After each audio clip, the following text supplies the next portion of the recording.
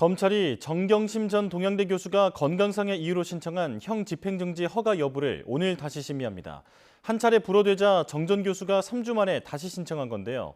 일각에선 이명박 전 대통령과의 형평성을 지적하는 시선도 있는데 이번 심의에선 정 교수에 대한 판단이 달라질지 주목됩니다. 홍민기 기자입니다. 자녀 입시 비리 등 혐의로 복역하는 과정에서 허리디스크와 하지마비 등을 호소해온 정경심 전 동양대 교수.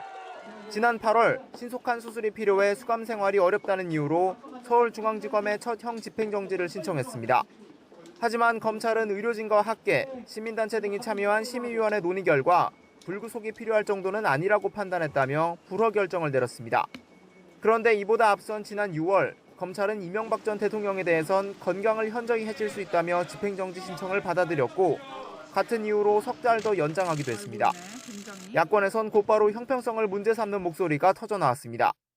정경심 교수의 상황은 구체성이 떨어져 안 되는데 징역 17년을 받고 당뇨 등의 지병이 악화된 이명박 전 대통령의 상황은 도대체 무엇이 구체적인 것입니까? 반면 여당은 과거 허리디스크로 형 집행정지가 불허됐던 박근혜 전 대통령 사례를 들며 민주당이 때법과 목리를 부리고 있다고 맞받았습니다.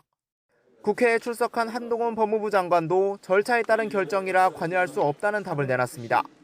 정경심 교수 형 집행정지 신청과 관련돼서 장관께서 하실 역할에 대해서 좀 찾으실 용의가 있습니까? 형 집행정지는 굉장히 여러 가지 이해가 충돌한 부분이어서 시스템에 따라 움직이고 있고 제가 구체적으로 관여할 부분은 없습니다만 말씀하신 상황을 좀 잘 파악해 보겠습니다.